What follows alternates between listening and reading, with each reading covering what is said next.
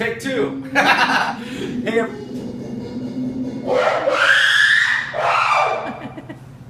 hello everyone, I'm Brian Malarkey. We're here at Chips Inc. in beautiful Bend, Oregon. I am a chef and I'm going to give you some safety tips and some techniques to use with your knives so that you can be more efficient, faster, and safe, of course, also. So first thing we do, we wash our hands over here. Soap, soap, soap. Then we also take a towel. We get the towel wet because you never want to cut on a cutting board that can slide around like that. You want to make sure that it's down. Nice, clean, sanitized cutting board.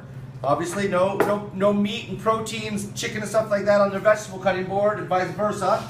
All right. So different knives. This is a chef knife right here. Probably about an 8-10 incher. Most important thing about a knife is you want them sharp. People cut themselves with knives that are dull more than they do with knives that are sharp, because when you're cutting something dull, the knife can slip. You want it to go down clean, all right? Here's a nice serrated knife. I usually only use serrated knives for cutting bread. It's really great for bread, and guess what? This serrated knife will cut you so much worse than this right here. This can go through bone. Do not mess around with serrated knife, all right? Then you have smaller knives. You don't need a big giant knife. I actually prefer a nice little smaller knife. It's the only thing in life that I say smaller is better, but sometimes smaller is better, all right? This is a little boning knife. Hopefully you have somebody doing the boning for you so you don't have to worry about it. This is kind of just a weird knife that has no purpose at all. I have no idea why it's in the collection. I like a knife like this where you've got a little bit of distance, all right? You can get Japanese knives, all kinds of different style knives, but this is the one I'm going to show you with right here, all right? Now, a wise old Frenchman once taught me, all right, to cook, the Frenchmen, you know, they yell, they throw stuff, the chefs are crazy. You have to think of everything on a right angle, all right? My feet are straight, my knife is right here in front of me, right? It's not over here, it's not over here. That way I can keep track of what I'm cutting, all right? And then, you can only do this after you've been doing what I've been doing for a long time, all right? All right, so the idea is I have everything straight, right angle, all right? So don't try to go too fast when you're first starting, all right? In that Julie and Julie movie, she buys a sack of onions, cuts the whole sack so she can learn how to cut them, all right? I hold here. You never let Mr. Thumb jump out in front. He doesn't like the front row because he's gonna get his head cut off, all right? So you keep Mr. Thumb behind right here, and you can use these as your guide. The thumb and these fingers there. So that's my guide. That way I can continually make everything the same size, all right? Perfect like that. You can make them bigger. And again, always keeping that nice right angle.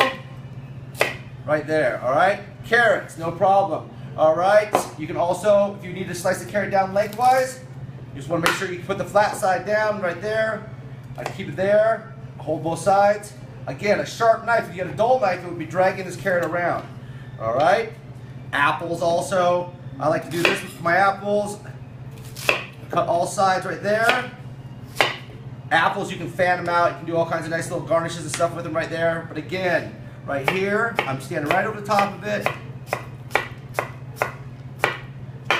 All right, again, you never want to, I've seen people cut into their hands like onions and stuff like that. The blade always needs to be going directly into the cutting board, all right? See how easy that is? Lemons, same thing. Wise man taught me this one time also. For a lemon, if you want to squeeze some lemon juice into something right there, you just cut around the center. You have that you can squeeze, but then you have this beautiful side right here also. So when you're doing a nice little piece of fish and you don't want to pick the lemons out of the middle, right there's all you need, right? Also, you can have nice little lemon slices that you can put on some meat and roast it, toss it in the vegetables. Citrus, lemon is good on everything. Something like a cauliflower right here, what I would do is I just cut the bottom off. Right there. Right there. So many different ways, you know? Well, the good thing is, if you're working in a sanctuary, the animal probably doesn't care how you're cutting things up. Just make sure your finger's not in there. That's rule number one. Do not feed the animal's fingers, all right?